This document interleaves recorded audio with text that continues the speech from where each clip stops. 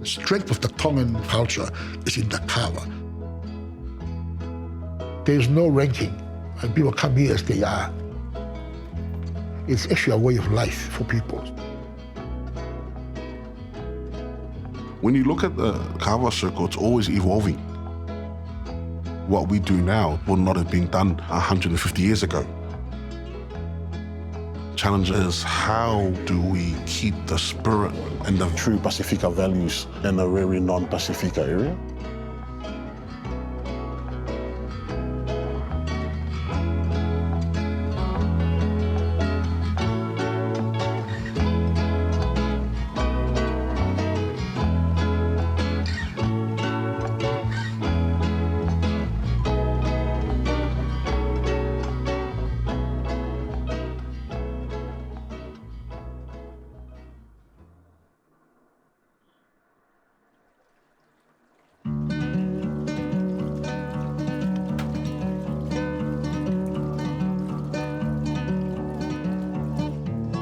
There's a common misconception that drinking kava is like drinking alcohol.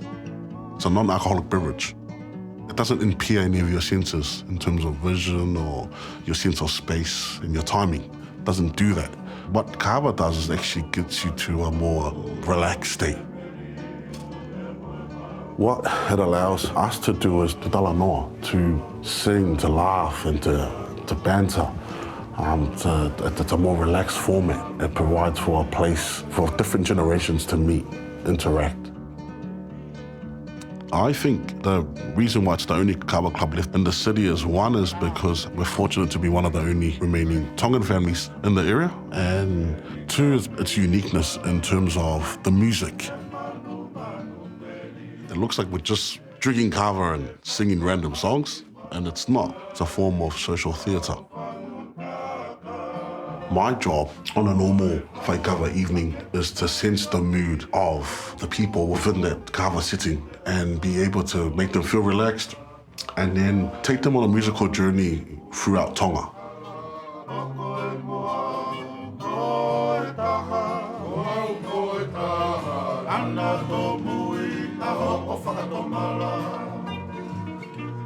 The playing of the music that defined the fofo'anga. My dad was, he arranged the music and also played the music when he was in Tonga. When he came here, he was a composer. My dad used to say that the good of the fofo'anga is you come and then you sing songs, and then when you go home, your head is full of songs. You have no more worries because the songs fill up your thinking. And so you let go of the problems and the troubles.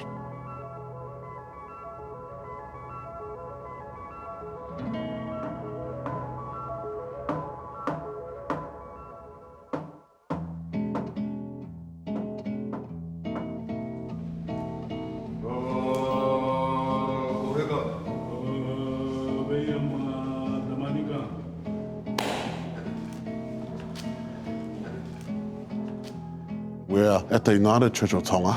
My family has a very deep history with this church. Both sets of my grandparents on my mum and my dad's side both helped in establishing this church back in the 70s.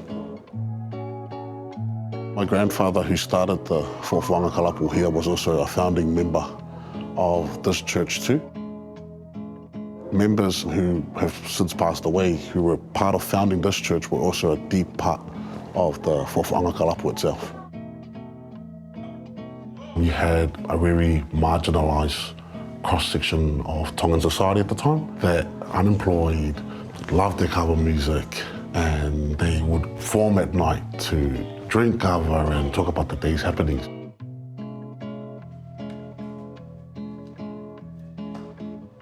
During the time of the dawn raids, people needed a place to socialise and to practice our culture, just like you've seen at our church, practice their religion. So those two things go hand in hand. That's why they started the kalapu.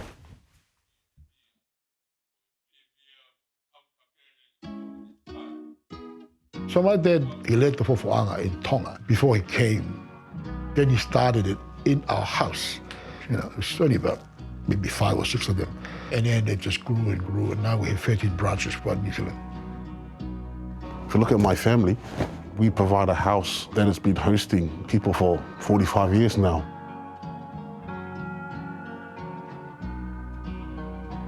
There's this saying in Tongan, there's a fofo'anga talanoe kainga.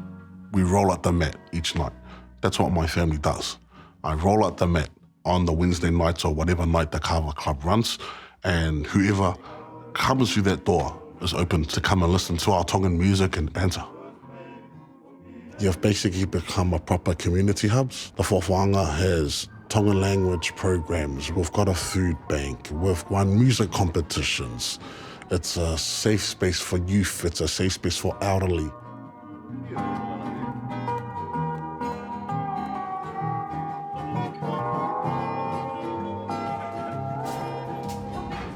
There's not enough of our New Zealand born speaking the Pacific languages. Tongan is no exception. When they come in speaking maybe 1 or 2 words in Tongan, after 3 months of being in the Kava, they speak fluent Tongan. Unbelievable. They immerse themselves fully. They speak Tongan, they sing Tongan, they joke around in Tongan. And after 12 weeks or so, they speak the language, not perfectly, but certainly better than when they first came in. Mum and I and my younger sister arrived in 1975 from Tonga. I was 10 years old. There were lots of Tongan families on this street, so we felt quite at home. Sort of middle class, white, wealthy people who come here, and they are very surprised. They always assume that this is a state house, and we're living here as state house residents. They are very surprised when we tell them it's our property, it's our house. We've been here for 40 years. But there's not quite the warmth, the mafana that was there before. You're wearing your traditional attire on Sundays, and the neighbors initially looked at you in a funny way. Now they understand that, we are Tongan, and we live like Tongans, and we dress like Tongans.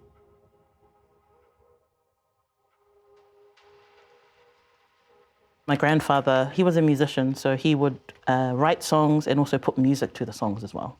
And so they recorded it over a number of years, so 93, and then remastered in 06, which is when I think they recorded this album here, Whakapā o Sangone.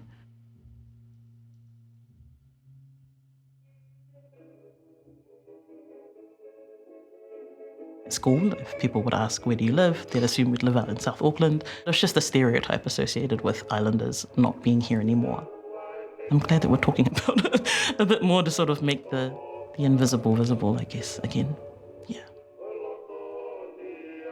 Yeah, so this is a photo of my grandfather, Saimone Koloamatangi, who also had the cultural matapule title Mafua i Lulutai, and he's the one that started fofo'anga here in Aotearoa in 1978, and this is him at church, actually. So it's one of the few kind of photos we have of him. I kind of get the sense he wasn't a big fan of photos either, but maybe that's just me saying that. So yeah, I miss him.